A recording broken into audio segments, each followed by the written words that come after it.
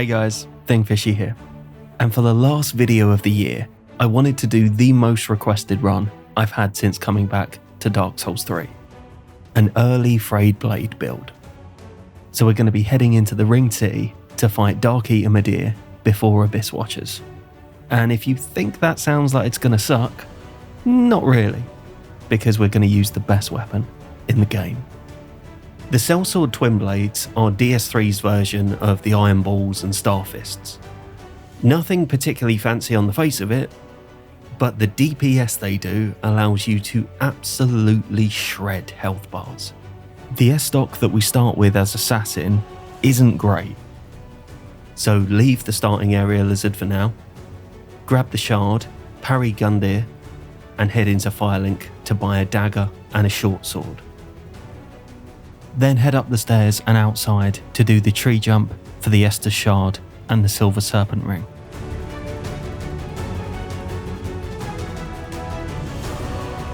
Now there is a starting class that starts with the Sellsword Twinblades, but if you're a challenge run enjoyer like me, you'll know that there's almost never any good reason to start with it.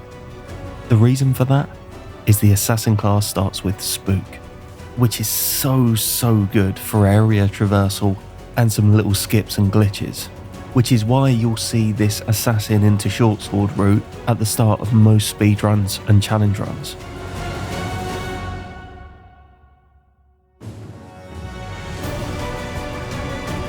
When you get to Vort, don't do the usual and use the pine resin we picked up in the high wall. It's really good for Midir, so we want to save as many as possible for him.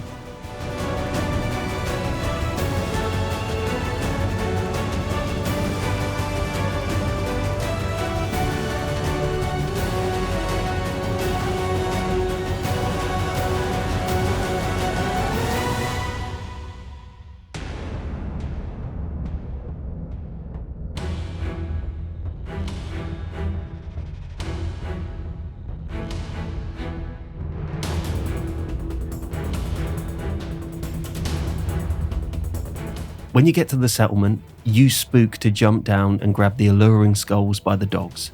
Grab the Estus Shard by the tree, then the charcoal pine resin in the next room.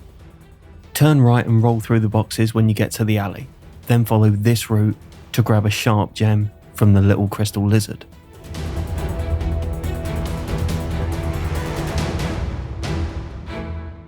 Past Treeball's arena, grab the cliff underside grace for later,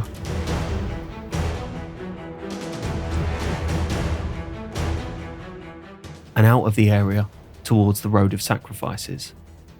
When you open the door to Onion Man, cast Spook, sprint to the lift, drop off the edge and hit R1 as you land, for a very easy little skip that makes you feel like a speedrunner.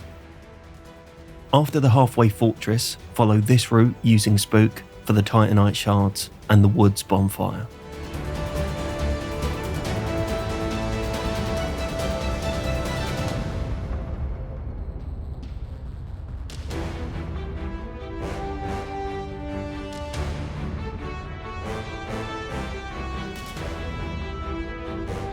Then through to Farron Keep.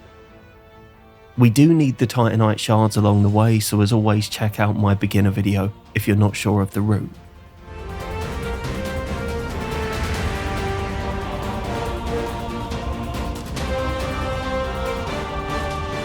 When you get to the Farron Keep perimeter, head straight down the path and through the gate. So the reason that we can start as Assassin for a Twinblades build is that if you don't start with them, you can grab them here, behind the Black Knight, after only one boss. The other thing we need at the end of the corridor is the Farron Coal.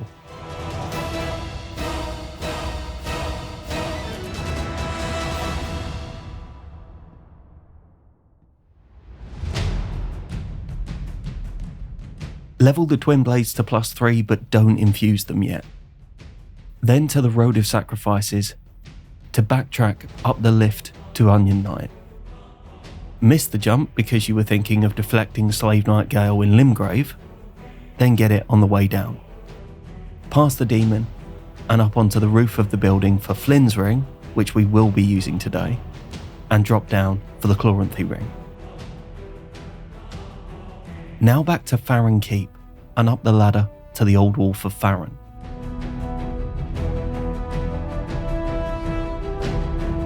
Up the lift and onto the bridge to drop down onto its lower part for 2 large titanite shards from the lizards.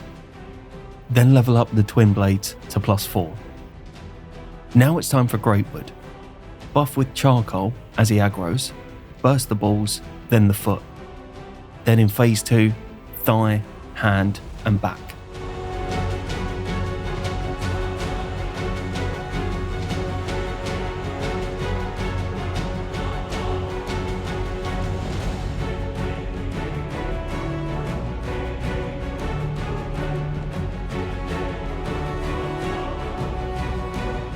Head to Firelink to infuse the Twinblades with the Sharp Gem for pure dex scaling.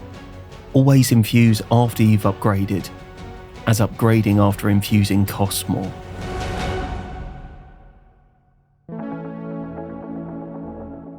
For some extra early game souls, head up to the Bridge Demon.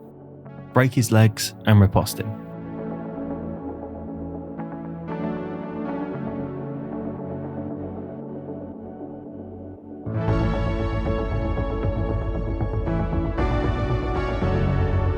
Then back to Firelink to sell the soul and buy the gold pine resins available from the Dream Chaser's ashes.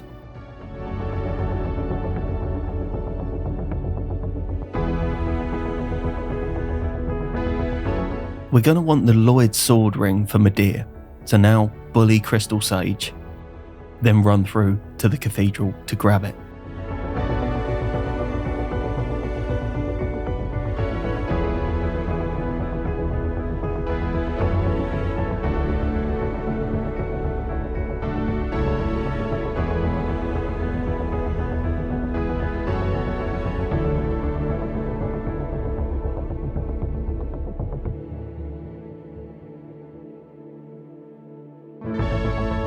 So early Dancer with the Sellsword Twinblades.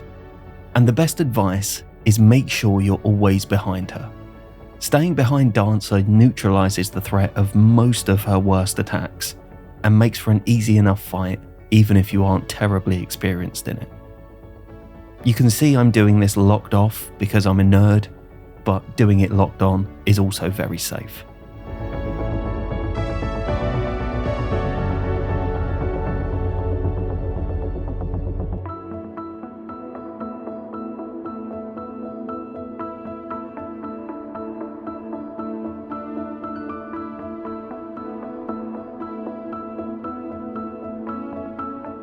Head into Lothric Castle to light the main bonfire.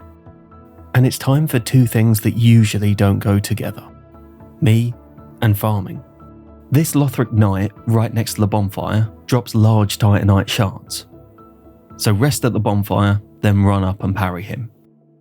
I think it probably is possible to get all the large titanites we need in Ariandel, but even if it is, this is way faster.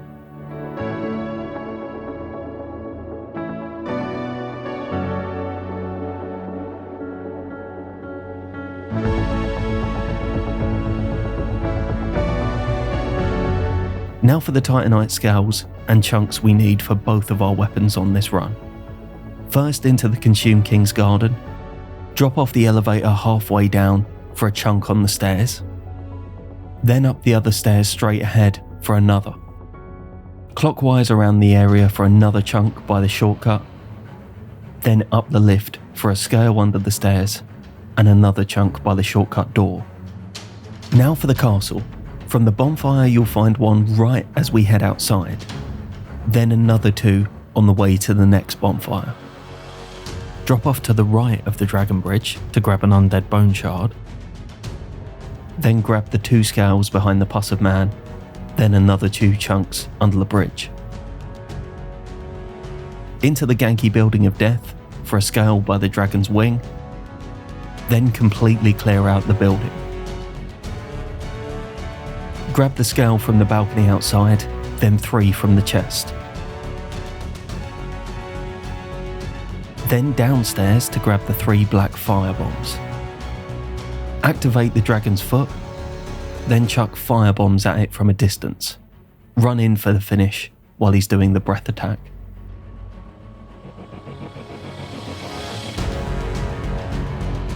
Up the ladder behind Dragonslayer armor and across the rooftops for the 3 scales in the chest behind the Crucible Knight.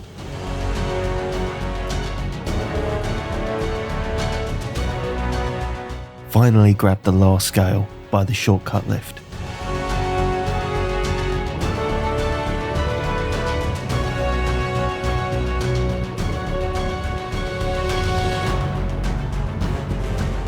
Now into the ashes of Ariandel for the Titanite slab. On your way down to Tree Avenue, you'll find that Spook is very helpful for navigating the branches.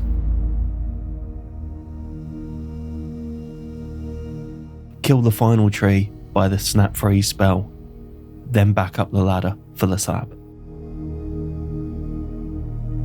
Time for Osiris.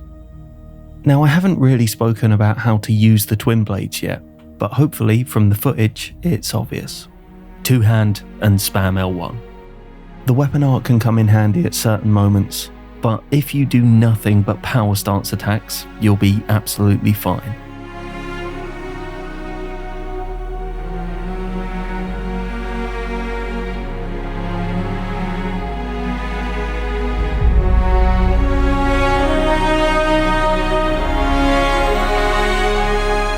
For champion, I went with parries as usual, but if you're in a hurry, getting stuck in with L1s as well will make this fight go a lot quicker.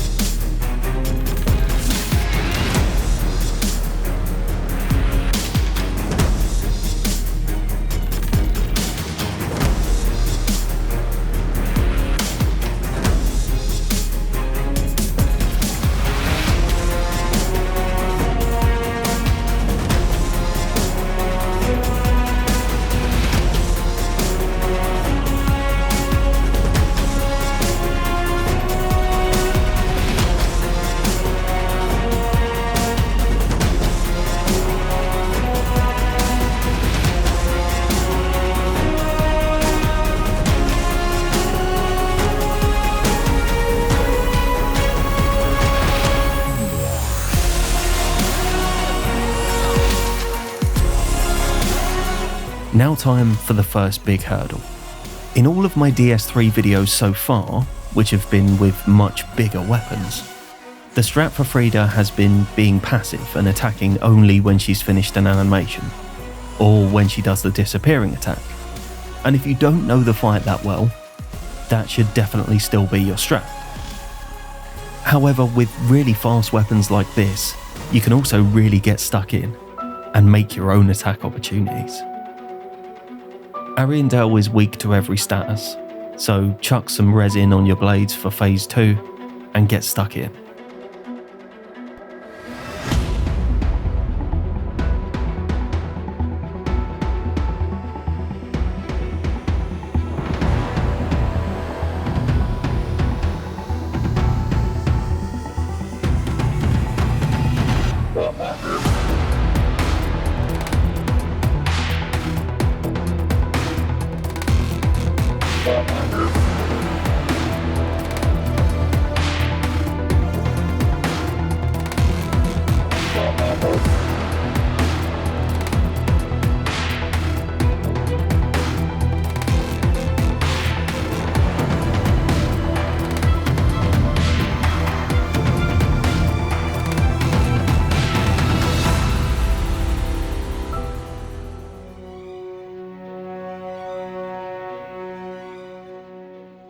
Run through the dreg heap, turning right out of this building with the knights to go grab the Silver Serpent Ring +3, which shockingly I did actually remember to use on this run.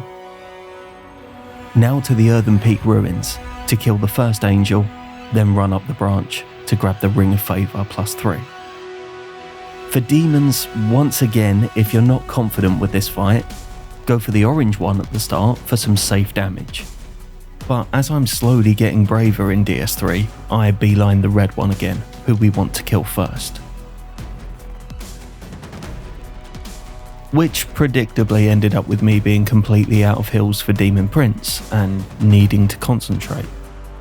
If you try this run and have a particularly rough time with demons, I'd recommend killing Abyss Watchers and heading into the Catacombs of Karthus for Karthus Rouge. It works really well if you're struggling with this fight.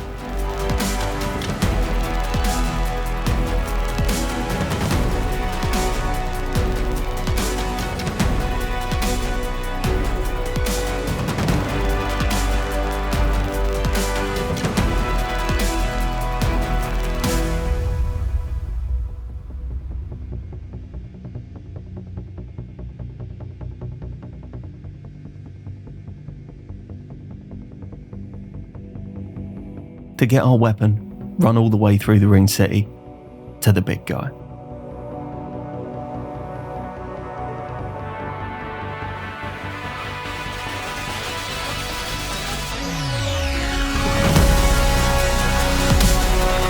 By the time you get to Midir, you should have 5 gold pine resins, meaning if you wish you could make a save file beforehand and use 3 or 4 of them to remain buffed for the entire duration of the fight.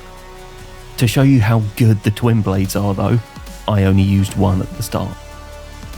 An L1 combo with the Twinblades on the head will actually net you more damage in the same gap than the massive charges we were doing with Lido's hammer last week, but with none of the drawbacks of such a big and heavy weapon. Midir has taken me 2 attempts on every DS3 run so far, and none of the wins were particularly pretty. But with these things, I got it first try in a fight that was so damn close to being hitless, it's quite infuriating. But you do not need to play perfectly. With the route we followed, you'll already have more damage than most endgame builds, and enough vigour for this not to feel like a challenge run.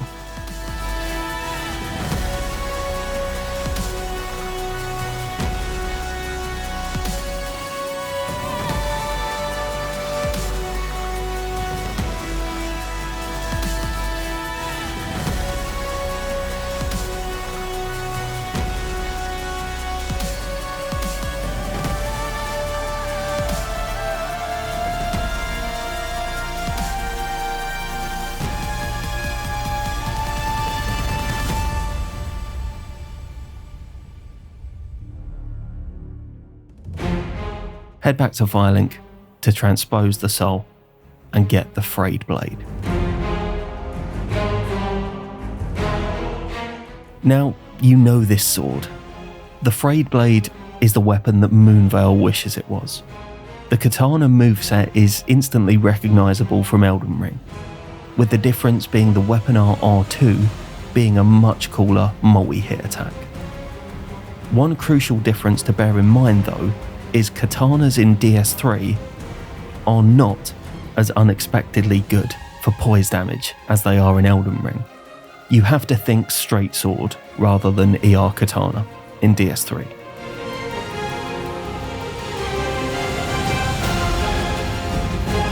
Like in Elden Ring though, every single attack they do is super usable.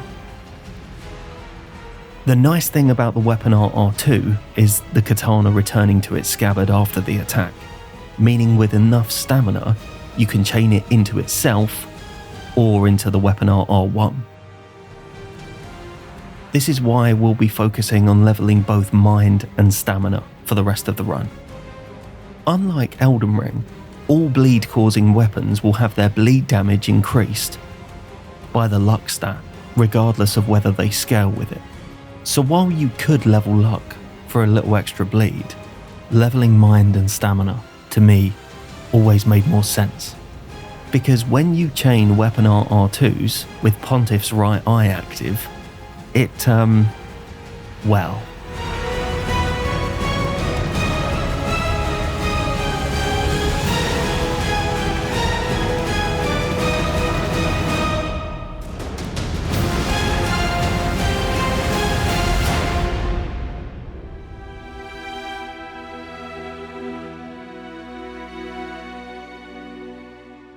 And for the late game, I couldn't resist ditching the fashion for the damage boost from Flynn's ring.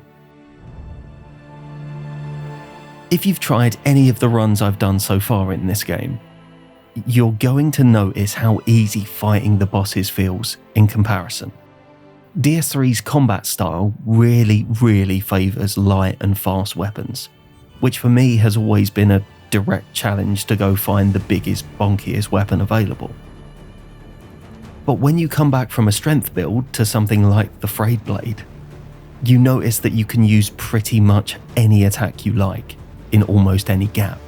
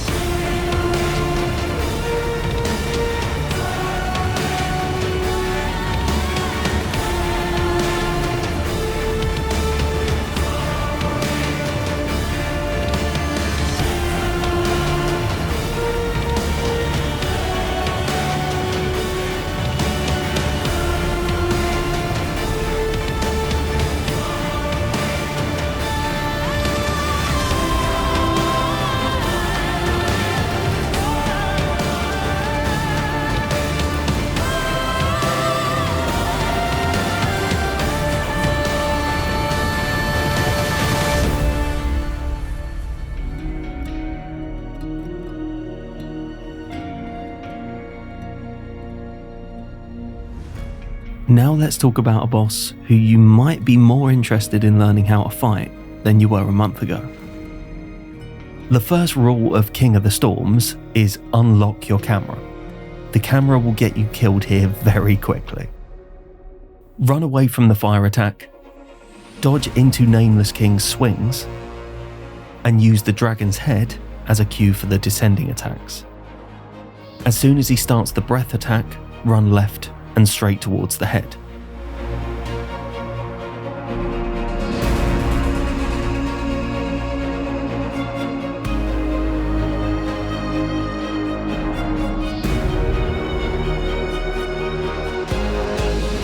As I've said before, if you're an Elden Ring player that's worried about fighting the infamously difficult Nameless King in Night Rain, don't be.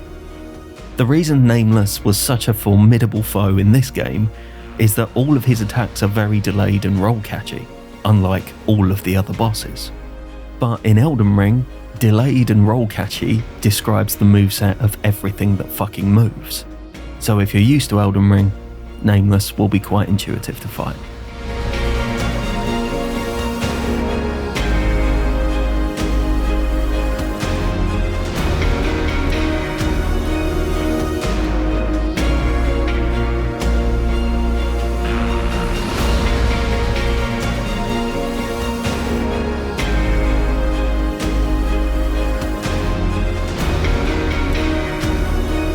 For Soul of Cinder, obviously fast R1s would be great, but getting stuck in with nothing but weapon arts is way more fun.